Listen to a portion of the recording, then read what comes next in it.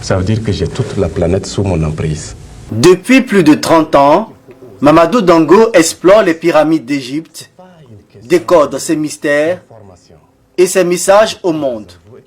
Des complexités mathématiques et géométriques qu'il décrypte à la lumière du Coran, de la Bible et des kabbales hébraïques. De ces investigations, il en tire un plan cosmique dans lequel il projette le destin du monde. En 1993, sur le plateau de la télévision nationale du Burkina, au cours d'une émission de Yacouba Traoré, il annonce l'apparition d'un virus plus dangereux que le VIH-Sida. Le Burkina Faso n'est pas à l'abri.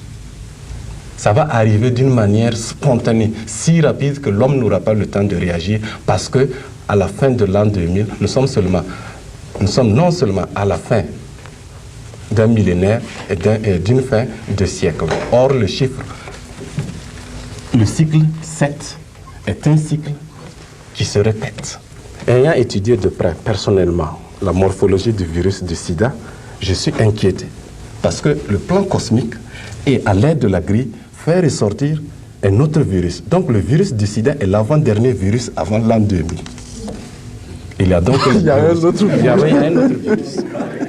Le nouveau coronavirus, à l'origine de la fermeture du Vatican, de la Mecque et de la mise en quarantaine de pratiquement la moitié de l'humanité, serait-il le virus qu'annonçait Dango il y a 27 ans?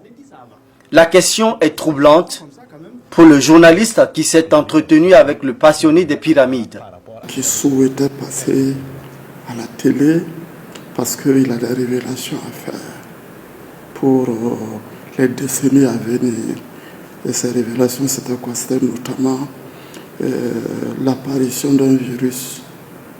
Un virus, dans les années 90, on était en pleine période de sida. Et il disait que ce virus-là était plus dangereux que le virus du sida. Et que ce ne sont pas, en fait, c'est pas de la prophétie.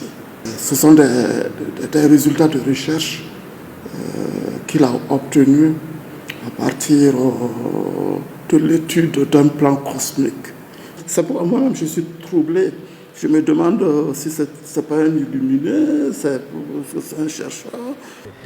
L'initiative de recevoir l'égyptologue dans son émission à l'époque crée la polémique et Yacouba Traoré est accusé par des chercheurs burkinabés d'avoir semé la panique. Certains chercheurs au niveau du CNRST qui étaient foncièrement contre les affirmations de Dango m'ont dit vertement que j'ai paniqué la population de Ouaga, du Burkina, tous ceux qui recevaient en tout cas la RTV à l'époque. Il y en a qui n'ont pas été du tout tendres. Dango, c'est un fou, c'est un illuminé.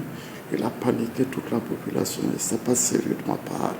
27 ans après, Mamadou Dango nous confirme qu'il s'agissait bel et bien du virus dont il parlait en 1993 sur la télévision nationale du Burkina. Je reconnais effectivement avoir, lors de cette émission scientifique, parlé d'un virus. Mais je ne pouvais pas nommer le virus. Parce que c'est à travers mes travaux que j'ai pu déterminer un cycle périodique qui survenait par suite de l'expansion physique de l'univers. Et cette expansion physique de l'univers a un impact sur les êtres vivants. Honnêtement, je ne pouvais pas nommer le virus parce qu'en d'autres temps et en d'autres circonstances, j'aurais pu être guillotiné. Puisqu'on ne va pas me croire, de toute façon, depuis 1993, on ne m'a pas cru. J'aurais pu être taxé de fou. C'est cyclique, il y en aura toujours. C'est en ces termes que nous annonce le scientifique l'apparition d'un prochain virus dans 11 ans. C'est cyclique. Il y en aura toujours. Il y en aura.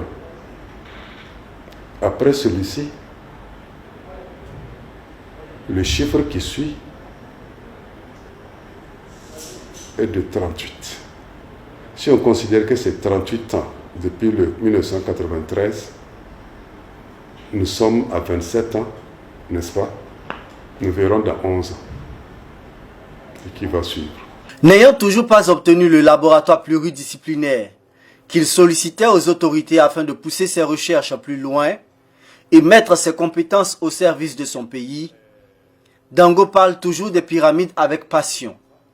Il étonne par sa maîtrise de la géométrie, de l'astronomie et bien d'autres disciplines qui bouleversent dans le même temps les esprits logiques.